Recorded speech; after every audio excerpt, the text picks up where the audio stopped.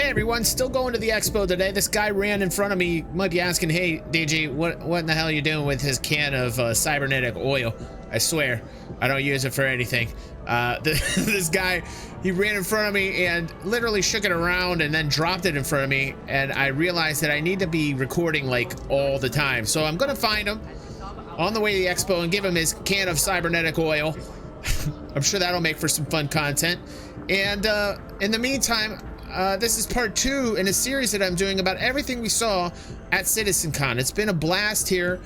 I'm having a blast at the expo, and I'm also having a blast doing these videos for you. I hope you guys enjoy them, and let's watch as we talk about planetary V4 tech, dynamic weather, and climate maps. Let's do it.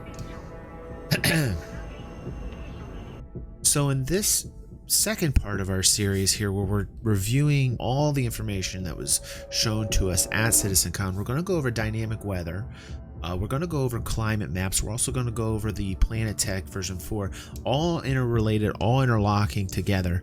These technologies really are bringing about more revolutionary types of gameplay in terms of survival-based mechanics, also helping the overall geography and look, or the simulated look of a planet. It's really interesting how these all lock together. And first we're going to talk about dynamic weather, which we were talking about on the channel back in 2015. I talked about how I really would like to see weather systems that were actually spawned by the planet's revolution and simulated heat or cold on the planet. And people were telling me I was crazy, that this is something that's not going to be in the game. Shortly after the videos, we had Chris saying that in fact this will be in the game. We all, just this community, were alight. We were so happy. We wanted this. Our community does like light survival based mechanics. We don't want it to the point where the gameplay isn't fun, but we did want that realism to the game. This is really interesting post on Spectrum here from A. Brown, a SIG employee here. And so let's read this. This is really good information, giving us some answers about time here and where they're at in the development. All planet and VFX code from the demo will be in the release. So that's great. That's really amazing. Now this is just the VFX code. This isn't necessarily the weather systems, but essentially all the visual effects that we saw in the game. So it's very close to completion. However, finely tuning the visual takes time, so that tells me it's still a little sloppy. And the tech has only recently been finished, so VFX haven't had time to tune severe wind in all scenarios. So there's going to be points in the game where it's not perfect. Expect to see some clipping, expect to see some sloppiness.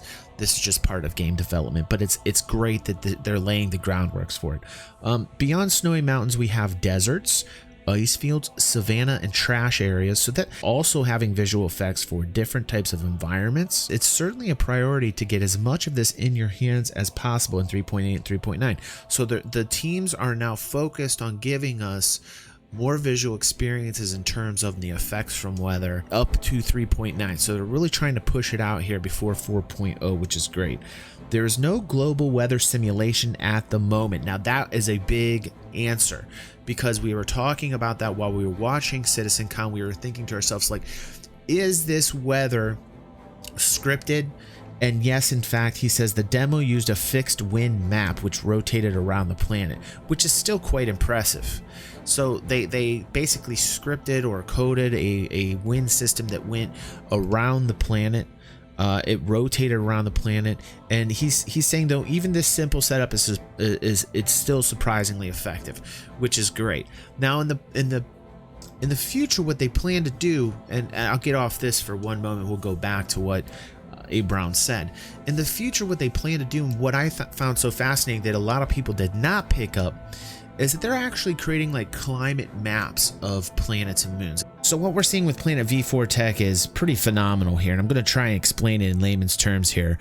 But the developers themselves, they really want to create an easier way in which the artists can take large planets and moons, especially since the evolution of Planet Tech from V1 to V4 started out being very simple, procedurally generated. It didn't really account for the lore. It didn't account for like detail and artistic design being put into these to make these stand out, become distinct from one another, to give you the feels that you currently have while going to places like ArcCorp and Hurston. And they wanted much more detail, and on planets it was much more difficult. Moons, you had a desert moon, an ice moon, you had very basic one kind of climate, temperature, area. Hopefully moons will evolve. I would love to see some moons have atmospheres, but in regards to what they were talking about at CitizenCon, they were saying, you know, when we're talking about planets, we have biomes, we have large areas that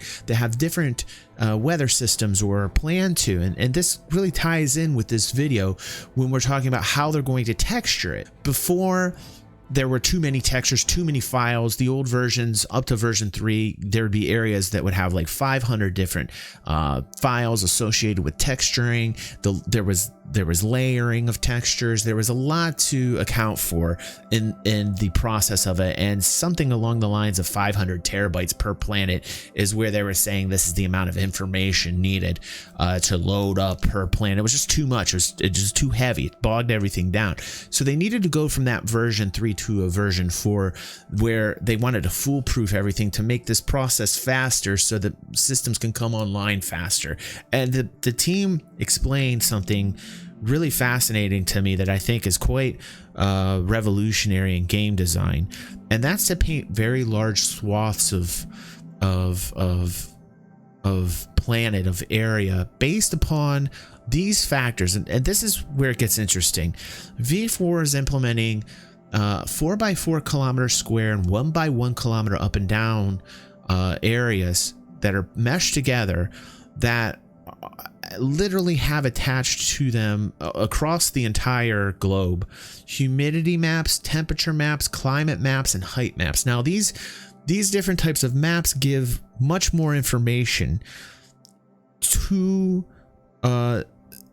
the program running the textures, saying, okay, like these are the textures associated that you're going to want to use. And so when the artists click on an area that's like a large area, like a large biome that has a particular type of climate, which these climate maps are great, what it does is they push one button and it just paints a very large swath of area and gives it the detail they need. They want to add depth, they want to add more detail, they add the data from the humidity map. You see another layer being applied of paint in a very large area, very detail oriented, and all this data literally is there at the touch of a button for these artists, which really reduces the amount of work for them, and that's huge. That'll free up a lot of time for these artists. What I would like to see, it's interesting because the climate data is used as a global rule set for planets and moons. And so what I would like to see is this graduation of temperature data continue to evolve and be dynamic. I'd love to see, and this is what I thought I was seeing at CitizenCon. They were talking about, you know, the weather systems being responsible for automatically painting texturing, which is what I thought they were saying. And that's not, I believe, what they were saying. But that's where I want to see it get to. I want to see that process be automatic, that the actual texture placement being responsible by weather systems, by the climate systems that they've created, that they've put onto each planet. Each planet will have its own rule set for climate. And what I would like to see is that climate change based upon, obviously, the revolution. We do have real day-night cycles now in 3.3.5. We were introduced to real day-night cycles where the planets and the moons are actually revolving. We don't have the gravity yet. We don't have the physics yet, but we do have the day-night cycles, which is great. What I would like to see is that climate change based upon, you know, the revolution, based upon the time, now that we're talking about persistence as well, and to see this climate map and the humidity and temperature, you know, the height maps, all these things.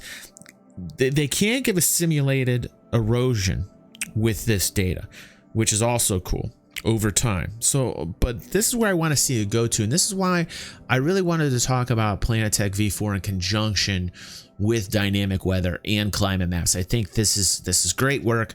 I'm really excited to see where this is going, And I'm telling you guys, it's gonna only get better. It's gonna take a lot of time developing this, but you know, we're supposedly getting, like I had mentioned earlier, at least some of these visual effects that we saw right now coming up 3.8, and it's gonna be a little bit sloppy. It's gonna be, you know, but this is great to see this groundwork being done. This is coming along great. I'm looking at something that has an amazing amount of depth, an amazing amount of detail to it. And now knowing that as you come down into the atmosphere, this is my next thing that I would like to see, is that the weather systems actually will start to affect atmospheric flight.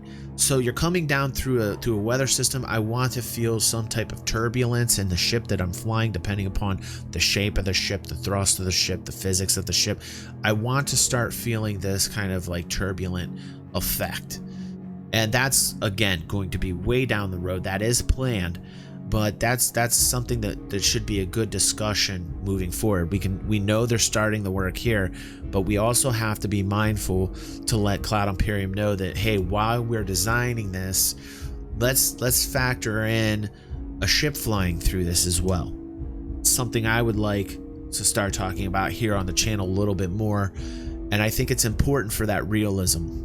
We saw the weather actually drops of the snow hitting the cockpit windshield and then literally melting, and these are the visual effects that they're talking about, that they're just starting. The frost, everything that we're seeing on the rover, you know, all the ice, and then the temperature affecting the temperature actually affecting the ice on the helmet turning into water essentially, and was whew, you know, when I saw the ice on the windshield of the rover. These are amazing visual effects that they're telling us are right around the corner. Those visual effects are right around the corner, but they're in initial concept phase right now. So let me know what you guys think down below. I'm telling you, going over all this with you guys is a pleasure for me, and I'm going to continue. Next video, it's a big one. This one's near and dear to me. We're going to talk about the economy, so I look forward to posting that for you guys, and I hope you guys are enjoying this series. I'm thinking about part 4 being some of the features that we saw in terms of like repelling and melee. Some of the new melee we saw with like a knockdown, and groundworks for becoming a medic, spawn points and truck stops, and the Galactopedia. These types of things I think I'm going to do after. I think that I'll do that for part 4, and then I'll wrap it up maybe with the part 5, talking about how we were correct on calling it in June on the channel here about the Carrack and a new system. So that was exciting to see that, because it felt real good. All the hard work that I've done this year and the community in helping giving you guys this content. So anyhow, thanks for watching the video, and of course, as usual, I will always see you on the next vid, guys. Today's video has been brought to you by the generous patrons of DG360 who make continued content possible. DG360 patrons enjoy monthly giveaways like Star Citizen packages, Steam gift cards, and any game that you want giveaways. Please consider donating $1 if in any way you enjoy DG360 content. And these difficult times where independent content creation is under attack from the FTC and left to die by YouTube, it's nice to know that I'm appreciated. Thank you.